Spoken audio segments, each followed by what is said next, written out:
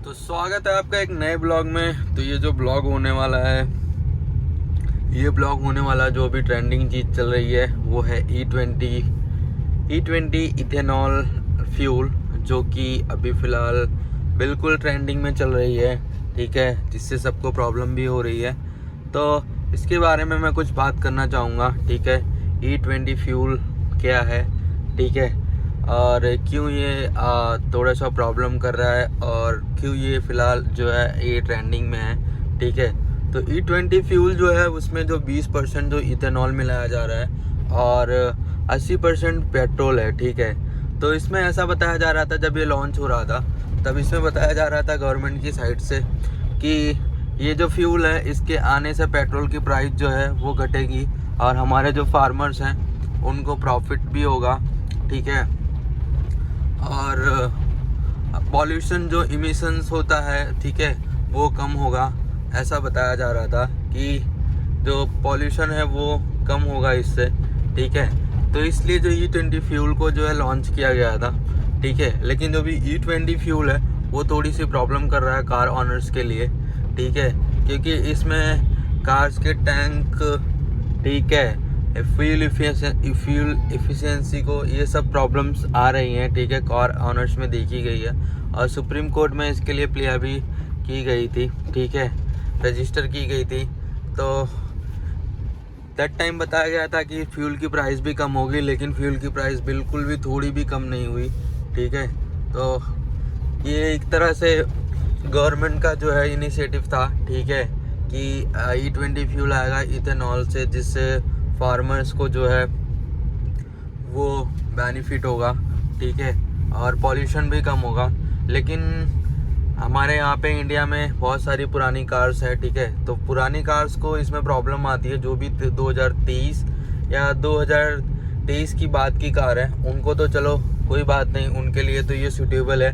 लेकिन जो कार्स 2023 से पहले की हैं उनको तो बहुत प्रॉब्लम हो रही है। ठीक है, क्योंकि उनके इंजन्स में कॉरोजन आ रहे हैं, फ्यूल लाइन में, ठीक है, फ्यूल लाइंस में प्रॉब्लम आ रही है, जैम हो जा रहे हैं। तो ये सब जो दिक्कतें हैं ये आती है।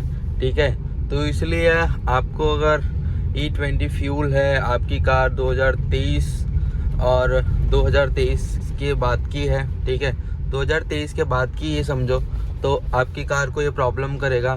ठीक है, कहीं ना कहीं आगे चल के आपकी कार में इशू आ ही जाएगा, जिससे आपकी कार की जो फ्यूल लाइन है वो ब्लॉक हो सकती है। ठीक है, इंजन में कॉरोजन भी आ सकता है, फ्यूल टैंक में भी कॉरोजन आ सकता है, क्योंकि ये जो इसमें इथेनॉल मिक्स किया गया है। ठीक है, इथेनॉल में थोड़ा सा मॉइस्चर होता है, इसलिए थोड़ी सी ऐसी प्रॉब्लम जो है वो आ सकती है। ठीक है, क्योंकि दैट टाइम फ्यूल इंजेक्ट जो है वो नहीं यूज़ किया जाता था गाड़ियों में। अभी जो है पहले की कार में जो है वो कार्बोरेटर इंजन था। ठीक है, तो इसलिए इशू आ सकता है 2023 के बाद। ऐसा बताया जा रहा है 2023 के बाद, जो 23 के बाद वो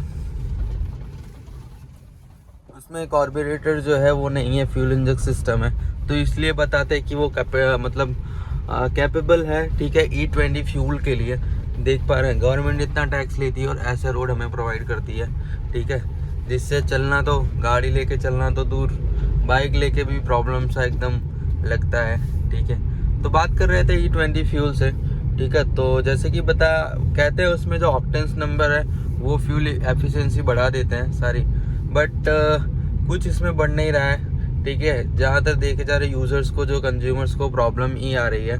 ठीक है, और इथेनॉल से, क्योंकि ये बनाया गया था पॉल्यूशन कम होगा इससे।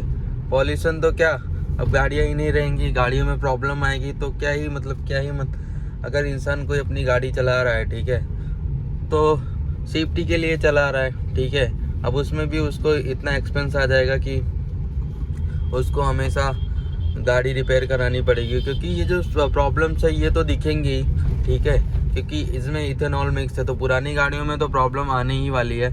चलो हम बात करते हैं, सबके पास तो नई कार नहीं हो सकती। ठीक है, अभी बोल रहे 2 ही इसको लॉन्च किया गया और 2 ही साल में लोग नई गाड़ियाँ थोड़ी ले लेंगे। तो पॉल्यूशन बचाने के चक्कर में ये एक नया प्रॉब्लम आ गया है। ठीक है, तो E20 फ्यूल से आपको कैसे बचना है, आपको 95 वाला जो फ्यूल आता है, ठीक है, XP95, उसको आप यूज़ कर सकते हैं, लेकिन उसका प्राइस भी बहुत ही हाई है, ठीक है। कई सिटी में, हमारे यहाँ पे भी बहुत हाई है। लेकिन अभी तो पेट्रोल पंप पे जैसे जो इंडियन ऑयल में होता है, बाकी दूसरे पेट्रोल पंप जैसे कि यहाँ पे हमारे वहाँ पे नायरा हो गया, ठीक है, तो ये तो मतलब E20 वाला फ्यूल ही हमें मिल रहा है, ठीक है, और सादा पेट्रोल तो मिल ही नहीं रहा है। E20 जिसमें है वही मिल रहा है, तो ये थोड़ा सा इशू हो गया है हम सबके लिए, ठीक है। तो मेरी तो जो गाड़ी है अभी वो जो है वो 2023 दिसंबर की ली हुई है, तो थोड़ा सा जो मेरी कार है वो कैपेबल है।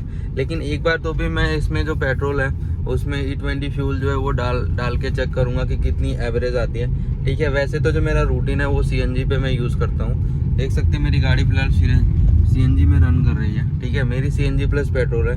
तो जब से मुझे पता चला है कि E20 फ्यूल थोड़ा सा अच्छा नहीं है, ठीक है, तब से मैंने CNG पे ही रन कराना चालू करा। CNG ड्राई फ्यूल है, ठीक है, वो इशू तो करेगा इंजन के लिए, लेकिन थोड़े टाइम बाद करेगा। E20 फ्यूल तो जो है वो ब्लॉकेज देता है, ठीक है, फ्यूल लाइन को ब्लॉकेज देता है और कोरोजन करता है इंजन में और फ्यूल टैंक में, तो इससे तो बच के रहना है, ठीक है। तो अगर आप कैपेबल हैं X95 जो 95 फ्यूल आता है उसको यूज़ करने में, तो मैं तो कहूँगा यही यूज़ कीजिए, ठीक है, क्योंकि E20 फ्यूल अगर आपके पास पुरानी गाड़ी है तो वो आपको प्रॉब्लम क्रिएट कर सकता है, ऐसा बताया जा रहा है, ऐसा गूगल पे भी दिखता है, ठीक है। तो होप्स आपको जो इन्फॉर्मेशन है ये इन्फॉर्मेटिव लगी होगी, ठीक है, क्योंकि ये चीज़ें इंसान अपनी गाड़ी बहुत मेहनत से खरीदता है। अगर ये चीज़ें प्रॉब्लम आती है तो थोड़ा सा इशू हो सकता है कार्स ओनर के लिए, ठीक है, क्योंकि इंसान गाड़ी पैसों से खरीदता है, ठीक है। रोज़ गाड़ी बदलने की चीज़ नहीं है, एक बार ले ली तो मतलब 5-6 साल 10 साल जिसकी जैसी कैपेसिटी वो रखता है, ठीक है। तो E20 फ्यूल में उतनी कोई एफिशिएंसी भी नहीं आती है। एक बताया गया था कि मतलब पहले कि इससे मतलब फ्यूल इकोनॉमी भी बढ़ेगी, कोई एफिशिएंसी इसमें आती नहीं है, ठीक है, कोई एवरेज इसमें बढ़ता नहीं है जो बोलते हैं, इससे प्रॉब्लम्स ही आ रही यूज़र को, ठीक है। तो आप इससे बचिए अगर आप कैपेबल हैं, ठीक है, अदरवाइज़ ये तो प्रॉब्लम ही है बहुत बड़ी। होप्स आपको ये इन्फॉर्मेशन जो है काफ़ी इन्फॉर्मेटिव लगी होगी। तो thank you for watching this video guys. अगर आप चैनल पे नए हैं तो प्लीज़ चैनल को सब्सक्राइब कीजिए, ठीक है, मैं ऐसी इन्फॉर्मेशन वीडियो आपके लिए लाता रहूँगा। सो आज के लिए इतना ही, थैंक यू, धन्यवाद, मिलते हैं नेक्स्ट ब्लॉग में।